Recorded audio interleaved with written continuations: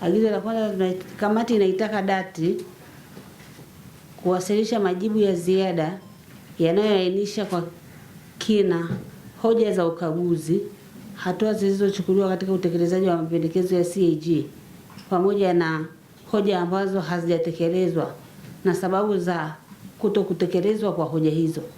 Ili kamati iweze kujiridhisha kuhusu utekelezaji wa hoja hizo, taarifa hiyo iwasilishwe kwa Katibu wa Bunge ifikapo tarehe 15 Septemba 2026. Hayo ndio maagizo ya kamati na tutawapeni kwa maandishi. Naibu Katibu Mkuu, kama mna chochote cha kuzungumza na kamati hii. Maelekezo yote ambayo umeyatoa sisi ofisi ya Waziri Mkuu TAMISEMI tunasimamia na kuyatekeleza ipasavyo, pamoja na mambo mengine ambayo utaendelea kuyatolea maelekezo. Lakini katika mjadala huu ambao umefanyika kwa pamoja na wataalamu na timu yote ya dati, tunayapokea kuhakikisha kwamba tunatekeleza ipasavyo kadri ya miongozo na taratibu za serikali. Mheshimiwa Mwenyekiti, nakushukuru sana, asante sana. Waheshimiwa wabunge ambao mnaunda kamati hii muhimu kabisa ya hesabu za serikali, kwanza kabisa sisi tumepokea maelekezo na ushauri wa kamati kuhusiana na taarifa ambayo tumewasilisha, na kwa kweli tutatekeleza kama ambavyo imeelekezwa na kamati. Na jambo moja tu ambalo tungependa kusisitiza ni kwamba sisi tupo tayari kuendelea kushirikiana na kamati ili kusudi kupata uelewa pamoja, lakini zaidi maelekezo ya namna bora ya kufanya ili kufanikisha dhamana hii ya dati kwenye kuhakikisha usafiri wa jiji la Dar es Salaam.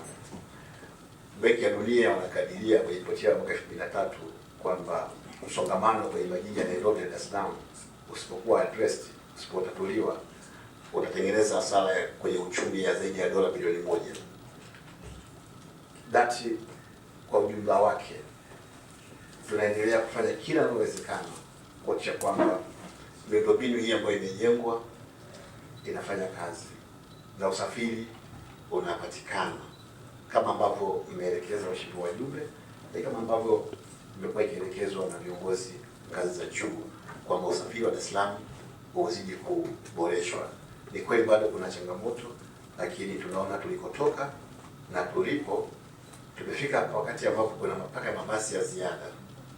Barabara zizidi kukamilishwa na mchakato unazidi kuendelea kukamilishwa kuhakikisha kwamba operator wa mabasi wenye uwezo wanapatikana.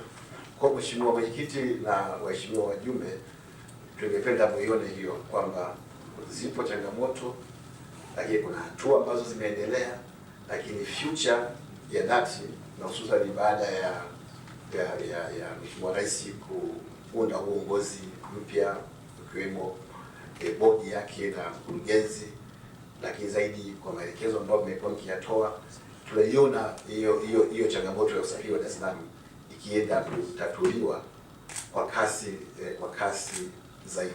Haya yote ambayo yanabainika kama ambavyo tumeeleza ni mambo ambayo yanachukuliwa hatua kwa mujibu wa sheria.